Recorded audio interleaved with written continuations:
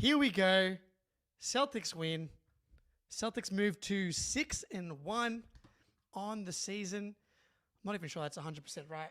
I believe we are now 6-1 on the season. One loss, back-to-back W's in the Grant Williams Bowl. You can see the beautiful thumbnail that Ben Vallis has created down here. And of course, pretty much no incidents throughout the game.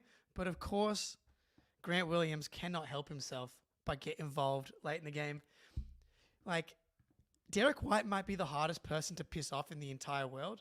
And Derek White pushed him in the back as Derek White flopped at the end of the game. Like, he just can't help himself. Putting his hand, he fouled Tatum like kind of hard late in the game as well. No handshakes. I didn't notice between any of the main guys. The only person I saw that shook Grant Williams' hands was Sam Hauser right at the end. Missoula walked away.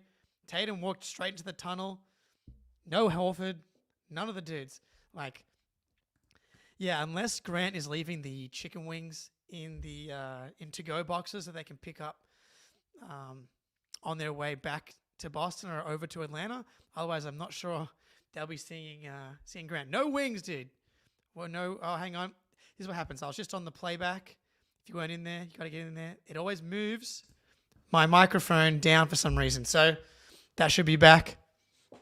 Are we better now? Sound check, sound check. All right. Who's the story of the game tonight? I thought this was like a very team win. You're kind of thinking it might be the Tatum show coming in, who was good, but I think we got to go with Luke Kornet. Luke Kornet, 19 points, 4 rebounds, 3 assists, 1 steal, 2 blocks, only 2 fouls, 30 minutes for Kornet. 30 minutes of Kornet, 6 for 6 from the field, 7 for 7 from the free throw line. This dude is money at the line. Over 90% free throw last year. I don't think he's missed a free throw this year either. He is nails at the line. Luke Kornet, you know, Al Horford, 0 for 4 from 3. 0 for 4 from the field. Struggled on the perimeter against LaMelo. And shout out everybody in the chat. Good to see you guys. If you can like the stream, that would be awesome. I'm going to try and get to your comments as well, but doing the solo plus the comments at the same time. Look, multitasking never been my strength. But Luke Kornet, man, the last couple of games here, he's been really, really good. And the story of the Celtics, like, there aren't a ton of stories to take away. Like, if you're a national person, if you're a casual observer, like, the Celtics play enjoyable basketball, but the story is kind of the same. It's they just win these games. And it ends up being a 10-point game. It should have been a 30-point win, I guess, but we come out of the third quarter and the Hornets just go absolutely nuts. And the Celtics go kind of cold. 24 points for the Hornets in the third quarter, the Celtics 17. And that was really where the Hornets made it like a game. But other than that, I thought this was a good defensive performance from the team.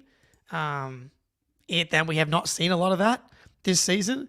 But they held the Hornets to 50 points in the second half yesterday and then held them to 103 today. So that's going to be really helpful for our net rating, which you know I'm very focused on. But yeah, Kornet, man, that's the story. Him and Cater, you know, KP out for the extended period, and I think a lot of us were confident in Luke Kornet coming into the season, confident in Xavier Tillman, which we have not seen any of. We saw him, how many minutes did he play tonight? 2 minutes and 56 seconds. He's just not playing well right now, and Cater has come in and stolen his job. Excuse me. I do expect Tillman at some point to get going. Like, he's played well in his career. There's no reason why he can't get going at some point, but Kornet on the short roll, that was where the offense kind of got moving again. There was a beautiful play. Forget who found, I may have been Derek who found Luke on the short roll, skip back out to Drew, drives the closeout. That's when he's really effective. And the key on him on the short roll though is not just being that good passer. you've also got to look at the rim. And I think the last couple of games is he's done that. He's taken the pass on the short roll, looked at the rim, been more aggressive. Do you want to see him try and dunk it a little bit more? Yes. He's kind of not in his nature. But it does feel like he's remembering that he is 7'2". It's like someone needs to every morning be like, Luke Kornet, you're leaving the house? You're 7'2", big dog. That's right. Everyone's in here. Shout out to the crew. I think Tillman will get moving. The knee scope in the offseason, figuring things out in the system. But yeah, not encouraging signs for Tillman. But Kornet's been incredibly solid. 2 games here where, Horford plays 27 minutes, doesn't have to play yesterday, and you get 2 double-digit wins from Luke Kornet and Cater. Played 15 minutes tonight. Thought he struggled a little bit early, picked up those 2 quick fouls. But a couple of big rebounds. Not as strong of a performance, I thought, from Cater tonight. 2 for 4 from the field, fine. But when you're having the type of attempts that Cater is having, you want to see that be 3 for 4, especially that one-handed lob that Tatum threw him. If he had thrown that down, we would have been saying shades of Robert Williams. That's right, Steve Z. Kornet, man, he's the man right now. But good performance from the double bigs. Tatum, weird game. Wouldn't say he had an awesome game by any means. I think we wanted him to kind of just go faster a lot of tonight, which is not an uncommon criticism of Tatum. I felt like he was just kind of surveying a little bit too much when it's like, dude, doesn't matter who is guarding you. You can just attack, create an advantage, and go from there. 5 turnovers, 1 for 9 from 3. I don't know what he was doing today, but it felt like he decided to only shoot 3-pointers from 3 feet behind the 3-point line. He got mashed up on Grant twice. I don't mind going to the pull-up 3 over Grant, but both of them were like 2, 3, 4 feet behind the 3-point line. He ends up 1 for 9 from 3. He's now, I think, down to 33% from 3 on the season. So, like, if you take out the Knicks game, he's like shooting 24%. And I just don't think it's because he can't shoot threes. I think it's because his shot selection is garbage right now. And I think it's because he wants to be this elite pull-up 3 guy. He wants to prove it to himself. He wants to prove it to everybody else. But that's not what makes him great. He can shoot threes. And that's like an important part of his game. It's just like these high level of difficulty shots that he just doesn't need to be taking. Alas, he ends the game, 29 points, 7 rebounds, 3 assists. I think he still continues to play good defense. Not his elite defense, but he's been solid. Tatum has 29 points on 64.5% true shooting. So no one around the NBA will have watched this game. So that's just going to be good for the agenda. But solid, fine game. I don't think there's like anything to get too crazy about from Tatum. One note on Tatum. He only missed 1 2-pointer. Shout out Ardwan in the playback room who pointed that out. So as we all know, Tatum going downhill, very effective. He even had a nice mid-range jumper. But yeah, the 3-ball, the high level of difficulty shots, just rein it in a tiny bit. All right. Peyton Pritchard, 6th Man of the Year campaign continues to roll, man. 22 points, 8 for 15 from the field, 6 for 12 from 3. And he hit 1 and he had 3 just garbage misses. Very rare for Pritchard. And then I'm not even sure if he missed after that. I think maybe he missed 1 more after that. He was awesome. I thought he scrapped, got your classic Peyton Pritchard offensive rebound tonight, 2 assists, 3 rebounds, 1 turnover. He was really solid. Man, the Celtics had a really nice spread of scoring. 29 for Tatum, 22 for Pritchard, 19 for Kornet, who we spoke about. Pritchard, man, he's just so reliable now. And after last season, I was like, I think we got to be due for an elite Pritchard shooting season because he is an elite shooter. And he shot like 37% last year, which is, I don't think, very good for Pritchard. It's fine, but not the type of shooter that I think that he is. And he has started preseason 48%, and regular season, I'm not sure what he's at, but he is scorching to start the year. And he plays another 29 minutes tonight. Jaylen Brown goes out. The Celtics are now going back to last season, 13-0 without Jaylen Brown, 12-0 last season without Jaylen Brown, 1-0 without Jaylen Brown last year. A lot of those losses came against bad teams like they did against the Hornets today. But something to note, no doubt, Peyton Pritchard, the Sixth Man of the Year case, remains strong tonight. Derek White, not the most efficient game. 5 for 17, 4 for 13 from 3, 4 for 4 from the line, 8 rebounds, 2 assists. But I thought D. White was instrumental in getting the offense back on track in the second half of that third quarter when the Celtics just were completely out of sorts. Getting to the Kornet 2-man game. Derek White, I think, decision-making wise, him and Tatum, I think Derek White might be slightly more consistent, but Tatum is just going to be that better overall initiator because of his athleticism and size. But Derek White, when he's got the ball in his hands and he's making decisions, I feel so comfortable. I feel so comfy at home. I feel very comfy when Derek White is making decisions, and when Derek White and Drew Holiday have catch and shoot corner threes, and Peyton Pritchard and Sam Hauser, but specifically our starting backcourt in Derek White and Drew Holiday. When they have a wide open catch and shoot three, it is just over, man.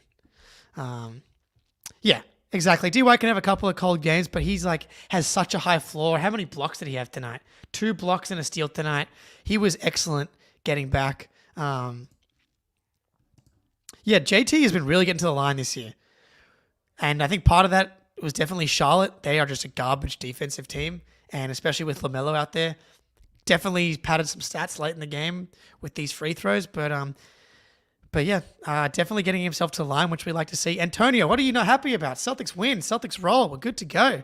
But yeah, Derek White and Drew Holiday I thought were pretty excellent. Kind of a very classic Drew game. I thought he was unlucky to be 5 for 12. He had one in the lane pull-up mid-range shot that he closer to the basket that he missed that I was very confident in. And he came back to that exact shot 2 possessions later, but 4 feet further back, and he nailed it. But yeah, Drew Holiday, 13 points, 5 boards, 6 assists. That's just quintessential Drew Holiday, filling in all the gaps. And defensively, I thought that may have been Drew's best game so far. I thought this defensively may have been their. I still like the Bucks second half as their best defensive game, probably so far. But I thought defensively against the Hornets today, they were much more locked in relative to what we've seen so far. And again, LaMelo, man, he is just one of the most absurd shot makers I've ever seen, dude. That fading shot on the opposite wing of the broadcast where the ball has barely touched his hands. He looks like Steph Curry, but he doesn't care. It's like Steph Curry, but the teenager version, in that he's just a rebellious, I have to look cool every time I'm touching the ball type of energy. But they all go in, man. 6 for 12 from 3 tonight, 36 points. But again, he fouled out again. He's one of the worst defenders in the NBA. And for someone that's 6'7", kind of embarrassing. I do not think he's a winning player. Charles Lee has his work cut out for him, man. Between LaMelo's no defense, crazy shot selection.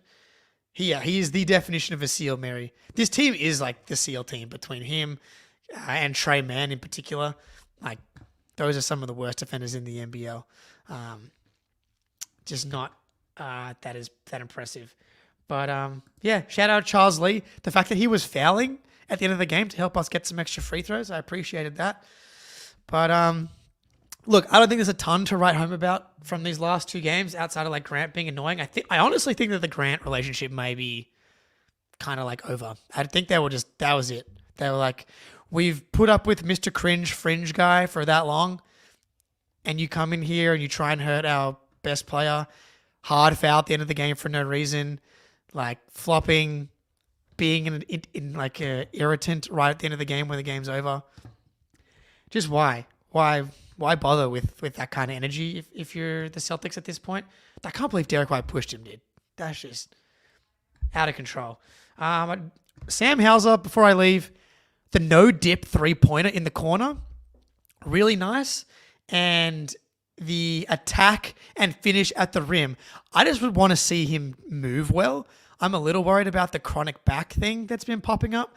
Don't think it's a massive concern yet. He played 20 minutes tonight, but he was kind of the guy that I thought was going to play 28 minutes a game this season. And obviously, the back has gotten in the way of him taking on that role. But to see him have that no-dip three and hit another three, 2 for 6 from three, but to have that drive, the closeout, finish at the rim, looked really nimble today. And, man, he's been battling on the boards. He had 5 rebounds yesterday in under 20 minutes and 7 rebounds tonight, 3 of which were offensive. So I just want to shout out Hauser, not just a shooter, does the little things, does the dirty work.